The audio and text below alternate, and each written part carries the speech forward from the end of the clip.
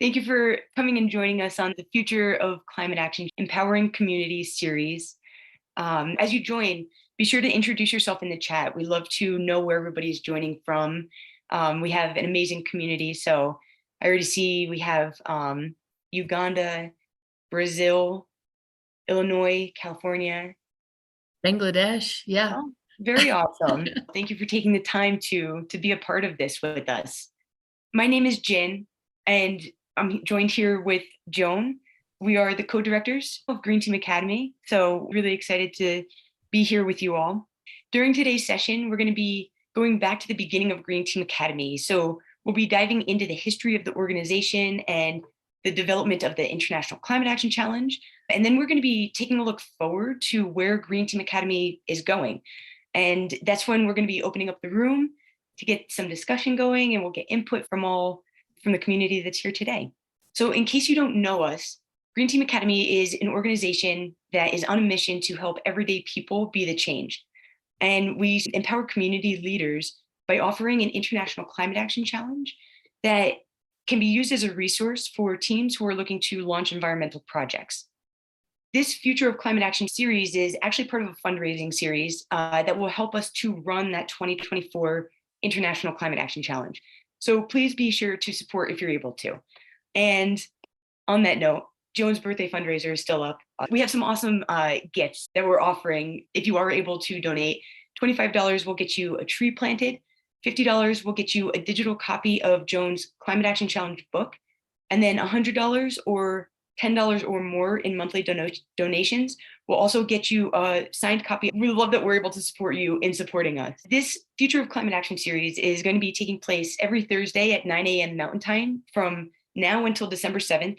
And during this series, we'll be engaging with our community and previous challengers in order to build Green Team Academy's portfolio and gather input from experts and community members like you, which will help us to map out the future of Green Team Academy. So I'm going to bring it back to today's session, where we'll be exploring the evolution of Green Team Academy and envisioning our future with your help, of course. So without further ado, I'm going to hand off the mic to Joan, who's the founder of Green Team Academy and the creator of the Climate Action Challenge, and also current co-director. And Joan, take us back to the beginning of Green Team Academy. Perfect. All right. Thank you so much. Looks like we've got another couple folks joining us from Sierra Leone. And yeah, where else you get to to start your day by being in this amazing global community of people who are ready to step out and take action and work with youth and people in underrepresented communities. You're my dream team, and I feel honored every time that I get to talk with you. So what we want to talk about today is the start of Green Team Academy. And really where this started was where a lot of people find themselves, is that they understand how desperate things really are with the environment, with biodiversity, with climate change. And they're told, go make a difference. And it's not that you don't want to make a difference, it's that we are not really told how or supported in doing that. Around the age of 10, when I wrote this is my first thing that I published, was a poem when I was 10 years old. And it was called The Brown Cloud, and it was about the air pollution in Denver. I could not imagine that here we would be 53 years later, and that we as a species would not have prioritized taking care of the planet. I grew up with wonderful, loving people who were smart and, in all other areas seemed to make good decisions. So this is something that I think that's the first thing to do, is to understand that this is really difficult in our current cultures around the world, that this, for a variety of reasons, has not been prioritized to take care of the planet. And what my experience was that by going into engineering, we'll go out there, we'll deploy engineering solutions, we'll put in energy efficient equipment and renewables, and it'll be done. But the problem was we didn't talk with the people in the schools. So we as engineers, we ignored them. And of course, we didn't really take into consideration their needs. And over time, the savings were often not there. So that was pretty disappointing for me as dedicating my life to engineering and seeing that not happening. Then along the way, I was living in a town called Niwot, and we didn't have recycling, but the towns around us did, and it was unincorporated, still is. And so I thought, how hard could it be to get recycling here? I lived in Niwot for 17 years, and by the end, we did get a recycling center. I got an award, but 17 years? Oh my gosh, that's ridiculous. But what I realized was, looking back, I didn't know the things that I know now, and the things that we teach our challengers are what are the best practices going through corporations and going through schools where we're given assignments and just told to do them as well as possible. That's a completely different thing than when you see something in your community that needs to be changed. How do you go about changing it? When I had the really kind of transformative experience was in 2013, I moved to the town of Longmont. There had just been a huge flood there. And I said, okay, I want to be part of the sustainability team. And there wasn't one. And when I brought it up to people, they said, nobody cares about this. And it's, we just had a 1,000-year flood.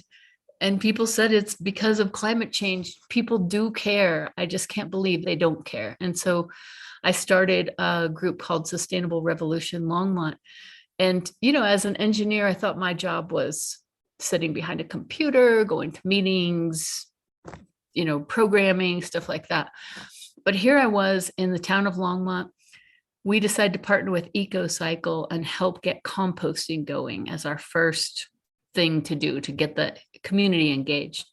So I'm dressed up as I don't know what, walking in the Halloween parade. We're pushing compost carts, we're singing songs. And honestly, it was so fun. I was like, there's no way this can be effective. It's too much fun.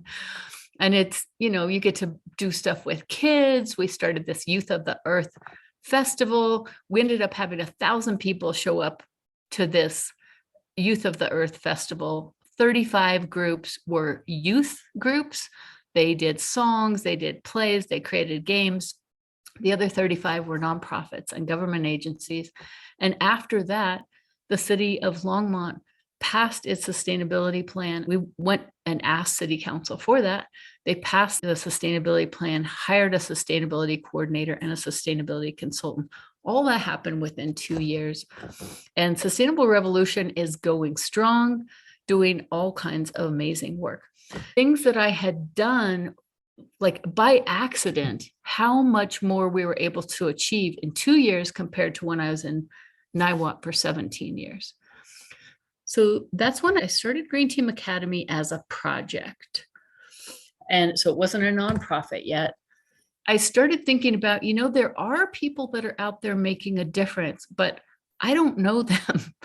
I started the Green Team Academy podcast. We now have 120 episodes of the Green Team Academy podcast. And you'll see that there's just all these different folks that we talk to, like the youth garden coordinator for Denver Public Schools, Kat DeMassey. She's doing tree plantings for high schools, permaculture, food justice, biochar, indigenous, relearning and reimagining. So that was the first thing, was starting the Green Team Academy podcast. I decided, you know what, I want to write a book about this, but I need to know what people are actually doing and what's working. So really, starting in 2018 was the research phase. That continued in 2019 when I coached 20 teams in the Metro Denver area. It was called the Green Team Accelerator Lab. Lakewood and Denver Sustainable Neighborhoods programs partnered with me in that effort. And I also hosted the first annual Earth Week Summit. And I should really say we, because one of the lessons I was hearing from people was you've got to have partners. And so if you go through the Climate Action Challenge book, you'll see that there is an exercise there to create your list of 100 ideal partners.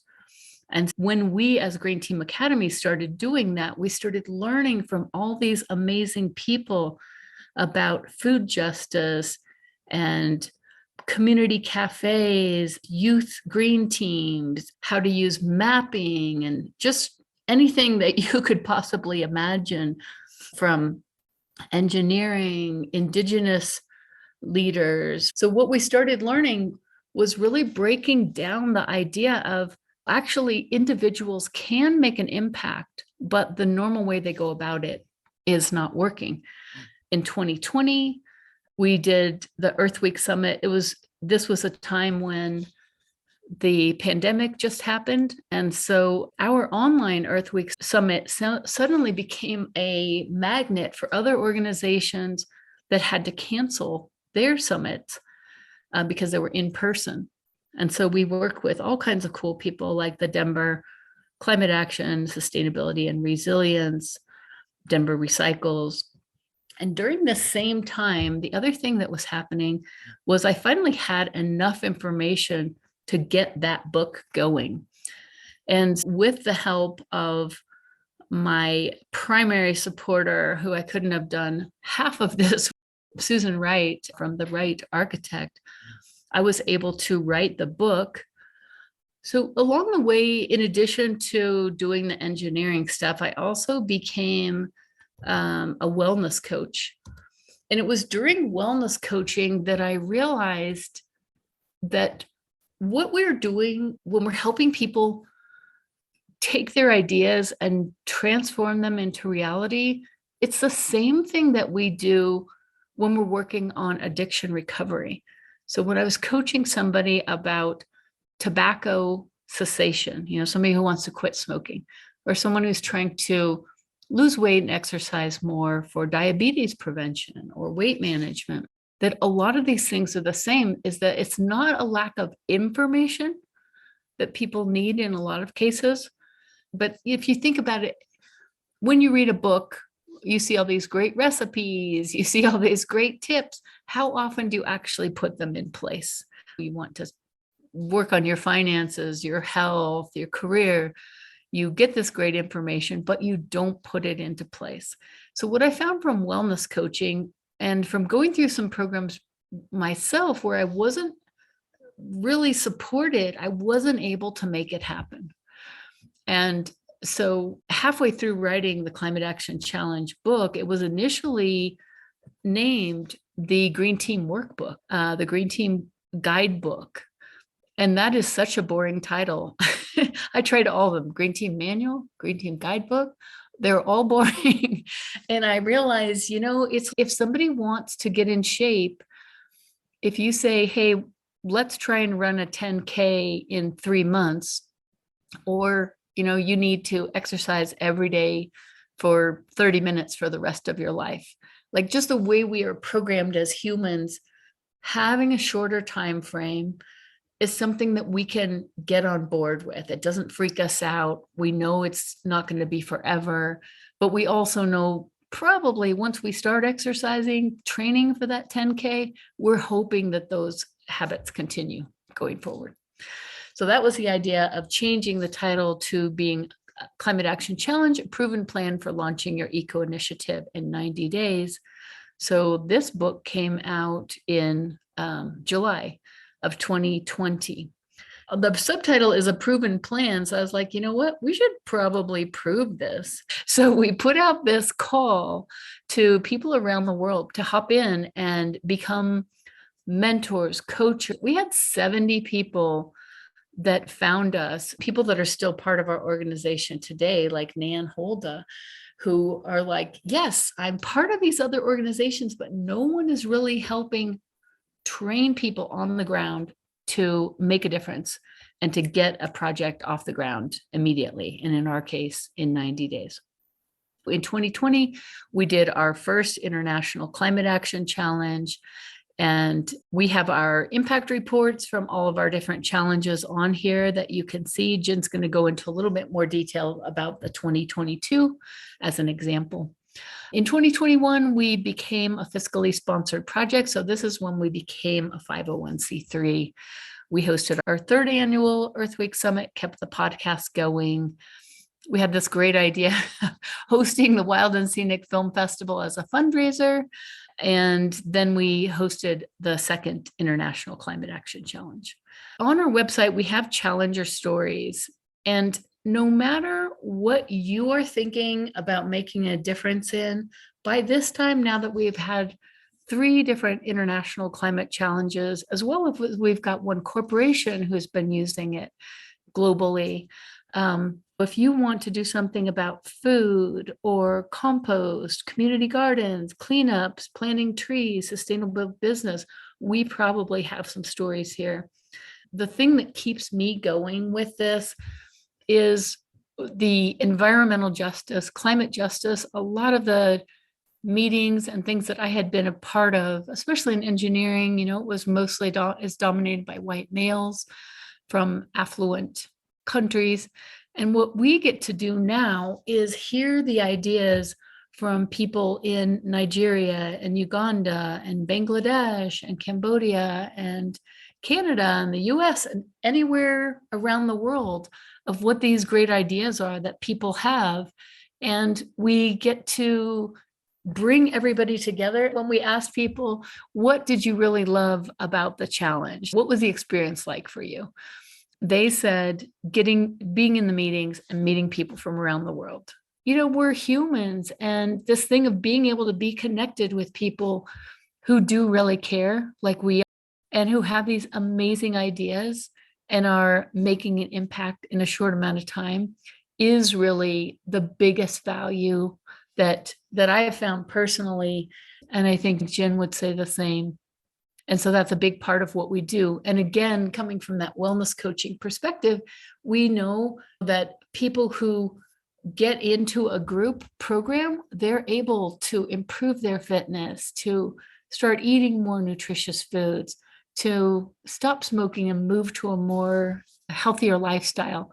But it's with the support of each other, or, getting off of alcohol or whatever thing that you're dealing with, that having the support of other people makes it happen. And that's what's different about Green Team Academy. We understand that. We help people come together, do that climate action challenge in 90 days, and go on to become leaders, global leaders in this area. And with that, Jen, I'm going to stop my share and turn it over to you to pick it up. So when I handed off the baton to Jen at the end of 2021, and she ran the next few laps. I did. It was quite a journey. It was a lot of fun. I'm still enjoying this so much. When I had the privilege of taking over Green Team Academy, first thing that we did was put together this Earth Week Summit, which was Science and Solutions. Got to take part in conversations with people from around the world. And then we got into the really fun stuff, which was the Climate Action Challenge for 2022. We had 101 registered teams from 29 different countries that held 51 community events with over 10,000 attendees. And right there, that's enough to be mind blown over the impact that is possible by the Climate Action Challenge within 90 days. It blew my mind, but there's more. So 96,000 trees were planted, all sorts of different trees, some in schools, some in different areas. A lot were to do with food security and reforestation. And then 5 tons of organic waste was diverted from landfills. We had teachers trained from 10 different schools on SDG curriculum so that they were able to start teaching. Some youth time banks were started. And that was actually around the time that Green Team Academy and Youth TimeBanking came together. And during the challenge, some organizational structuring was able to occur for different teams, which was amazing to be able to help assist and guide in that sort of development. And then the cumulative impact for the 3 years of challenge is amazing. Almost 50 cleanup events were held, 13.4 tons of organic waste were diverted, almost 40,000 event attendees, almost 300,000 trees planted. And this is just normal people. These are just regular people like us, and just taking action. It's oh my gosh, it's so amazing. It's amazing to be a part of. But it was a lot of behind the computer type work for me, and I was getting a little itchy to be hands on the ground. And I had a really amazing opportunity come along where I was able to actually go join the teams in Africa. This is the group Trinity Forestry, who, if you do go ahead and donate the $25 tree planting, Trinity Forestry is the group that will be planting the trees for us.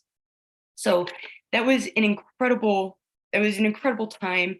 This is actually how I spent the Earth Week, Earth Day this year, was planting trees with a pretty good sized group of people. It was amazing.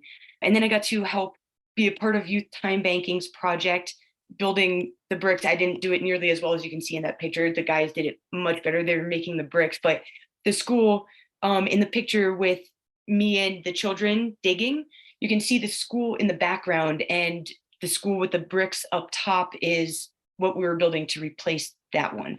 It was amazing. It was such an incredible experience.